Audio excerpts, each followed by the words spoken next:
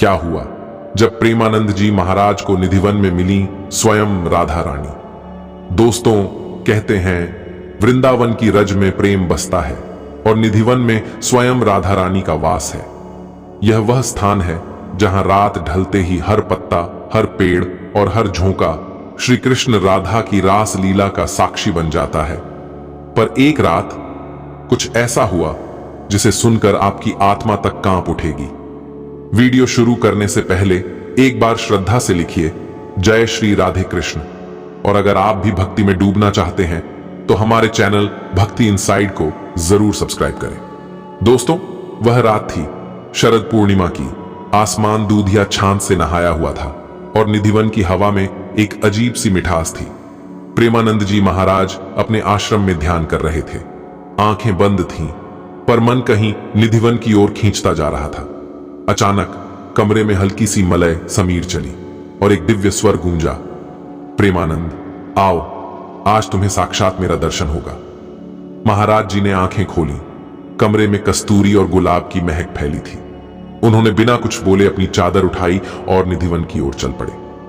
जब वे पहुंचे तो द्वार बंद थे। महाराज जी ने आंखें मूंदकर कहा, राधे राधे। और जैसे ही ये शब्द उनके मुख से निकले, द्वार अपने आप खुल गए, मानो स्वयं राधा रानी ने कहा हो, आओ मेरे प्रिय भक्त। अंदर का दृश्य कुछ ऐसा था जिसे शब्दों में बांध पाना असंभव है। चारों ओर चमेली और केवड़े की खुशबू, बांसुरी की मंद धुन और पत्तों के बीच से आती रास की झंकार। अचानक निधिवन के बीच एक प्रकाश स्तंभ उठा और उस प्रकाश में स्वयं राधा रानी प्रकट हुई। उनके चरणों के पास कमल खिल उठे और पूरा वन दिव्य उजाले से नहा गया। महाराज जी भूमि पर गिर पड़े। मां, मेरे जीवन का यही परम क्षण है। राधा रानी मुस्कुराई और उनके माथे पर हाथ रखकर बोली, प्रेमानंद, तू वही है जो बिना मांगे प्रेम करता है। तेरी भक्ति ने मुझे यहां बुला लिया। आज जो तू देख रहा है वह केवल हृदय से देखने वाले को ही दिखता है। उस पल निधिवन का हर वृक्ष जैसे झूम उठा।